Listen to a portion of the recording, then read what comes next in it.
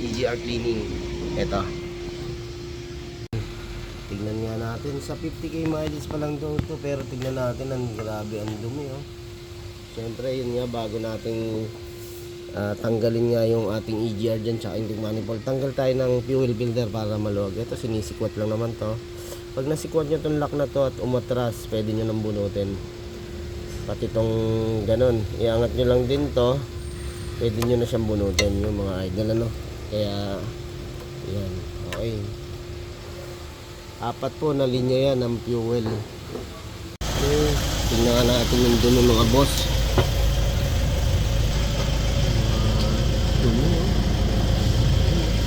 Ito yung konektado papunta dun sa EGR natin, tapos intake manifold mga boss. Oh. Wow, dami. Sobrang kapal mga boss. Oh.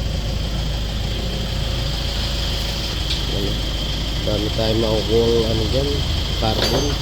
Kapal pala, talagang makapal. Oh. Ito pa isa natin yung namumutal sa adventure. Tanggalin natin yung mga linya rito. Sinisikwat lang naman ito. Ayan o.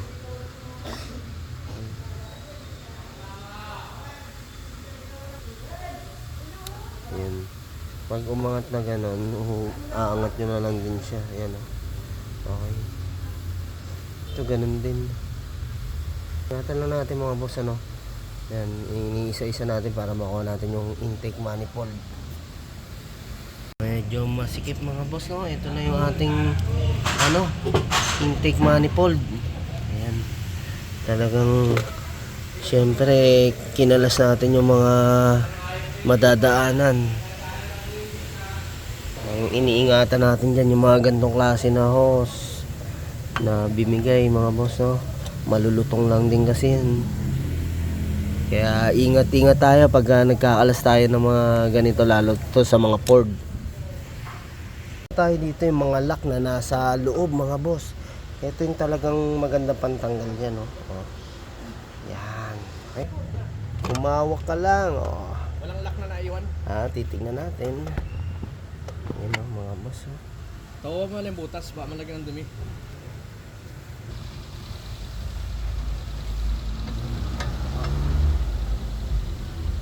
Ayan, ang nakaharang sa ating ito. Haharang to, kaya ang laking bagay nung yan mga boss, yung sa mga Ford natin intake manifold, plastic lang po yan, no? Kaya kailangan ingatan din natin. Kaya ng mga Toyota, Mitsubishi talagang ayun. Okay. Yan, carbon kapal, ho. Yung mga boss, combustion natin na kailangan linisin. Tapos yun yung iniingatan natin mga idol, no? Na mapasukan ng kung anong dumi na pwedeng bumara o magpa-stock ng ating. Yun po yung nasa loob kasi yung mga barbula mga boss, ano? Kaya pagka na ng halimbawa matibag tigas na bagay, wala, magkakaproblema makina. Yan, yung pinakalas na tinatanggalan lang natin dyan yung yung base ng EGR na yan. Ayun, una natin tinanggal tong EGR, kaya tinabi na natin yung mga boss. Solenoid, oh. Ito yung solenoid na EGR natin. Ayan, solenoid valve. Kailangan na natin siya i-safety kasi napakaselan niya. Pagka ito masira dyan mga boss, hindi pwede magalaw yan. Kaya tatago na natin sa safe. Ayan, lalabasan na natin yung pag lilinisan na. Yun, taguan muna rito.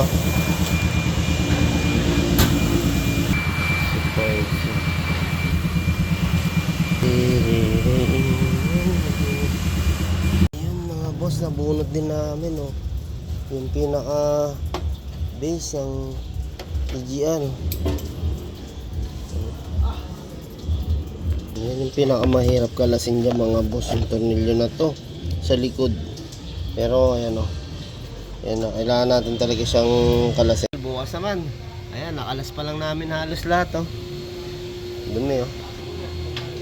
Kaya dito pagka Ford, inaabot talaga kami 2 days dito mga idol. No? Dumi.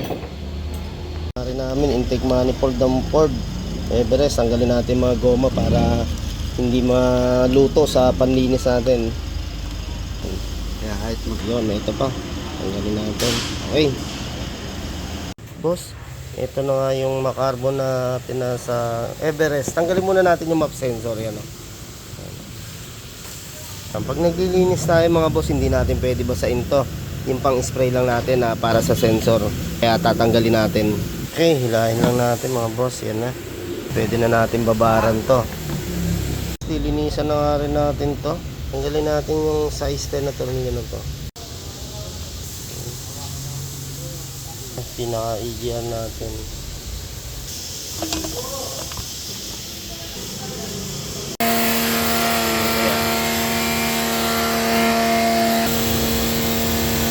Itong carbon, no? Ayan. Lilinisin natin.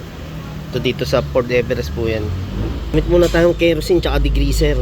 Tapos, ikakabit na nga namin itong EGR natin ng Ford Everest. Yan, medyo dukotan lang to pag kinakabit na natin itong EGR ng Ford. Yung mga boss, ayan. Talagang pinisprehan natin maigi yan.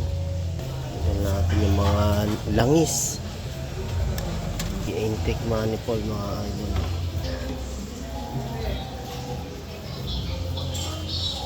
Ay. Yung throttle, ilinisin pa natin mga boss, saka yung fuel filter. EGR turbo din mga boss. Tapos yun yan, gawa natin na iba. Kailangan mga boss sa ganito mga Ford pagka tumakbo yung sasakyan nyo ng 50 to 60, kailangan nyo ng palinisan. Pag pinabot nyo ng 80, okay pa din naman, kaya lang minsan talagang may nadadamay na mga iba pagka talagang puno ng carbon. Kaya yan, the best nyan talaga, papalinis ka nyan 60k mileage, 60 to 80. Tapos ito naman yung ating map sensor mga boss. Pagdating sa mga sensor mga boss, gamit tayo nito CRC. Yan. Hindi natin pwedeng basain yan, kaya kung anong pang spray, kailangan yung match sa mga sensor mga boss, gaya nga nito ginagamit natin. Ayan. Okay, yun, sinabit na natin. May isa pong tornilyo yan. Basta mga idol, ingat lang tayo sa paglinis na ito, kasi gaya nitong sa Ford, mga Ford, ang kadalasan intake manifold is plastic lang po. Tsaka yan mga plastic. Kaya binababad natin sa degreaser yan hanggang lumambot yung carbon. Kasi ito, gaya ito, pag natipak to, matatanggal yung tornilyuhan natin dyan. Kaya hindi pwedeng masira mga idol. Pa natin gumawa ng special tools mga idol. Yan. Ito na, special tools mo. Dahil masyado mahaba yung tools natin, putulan natin. Try ko. Okay, subot na natin to intake manifold. Medyo may kasikipan lang talaga mga idol, kaya tayo nag-iingat tayo dito kasi marami siyang pwedeng masagi. Okay lang tumagal-tagal sa time, basta yun nga, pulido, tsaka walang damage na wiring o parts.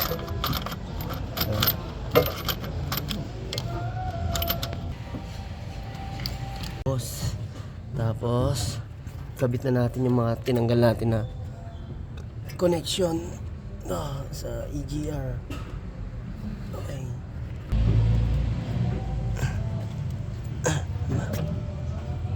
Ayan. Basta pasok na pasok para tandaan dyan mga boss, lalagitik yan pag tinulak. Nakabitan natin yung ating mga fuel line na pinagtatanggal. Yan yung mga nakaharang dyan. Gamit namin na to, pandukutan to. I-drain na nga rin natin yung kanyang langis. Size 13 po yan na socket. Tapos na rin ang langis.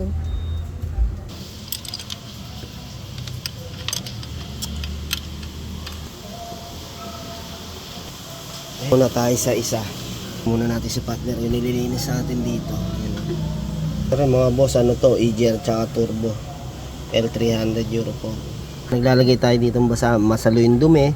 Tapos hindi rin pumasok dito sa mga butas. Para ma-safe natin yung mga butas dito. Tsaka yung sulok-sulok na malaglagan ng dumi. Tinatanggal natin. Talagang yung throttle. Tama-tama itong ating CRC. Throttle ng ating Ford.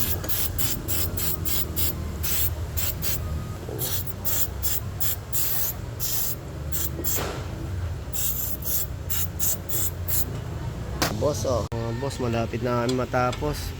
Yung fuel filter na lang ang ikakabit natin. Nakakabit na yung ating throttle.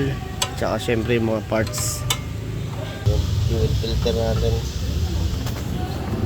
Dito natin nilagay oil filter. Lilinisin muna natin. Ayan, tapos ano natin ang basahan. Kasi marami panlangis yan dyan eh. Ayan, para masimot. Yung mga boss, gamit tayo ng big brand. Syempre, yung langis natin, Delo Gold. Yung request ni Bossing. Ayun mga boss, saktong higpit lang. Pang 7 liters natin to. Delo Gold yan, pero nilagay lang natin sa Toyota na galon. Okay. Okay mga boss, nalagyan na nga natin ng langis, tapos coolant. Kaabit na natin yung battery. Ayan. On muna natin para mag-reset, tsaka pumasok yung diesel sa fuel filter. Pumasok na nga, kabit na natin. Yun, lock na. Okay. Check naman natin, walang fault. Pwede na natin i-start. Okay. Yun. Naka-engine on na tayo. Okay. Boss, obserbahan na lang natin. Obserbahan na lang natin kung walang magiging problema. Hinaan natin aircon, ang lamig. Number 2. Yun.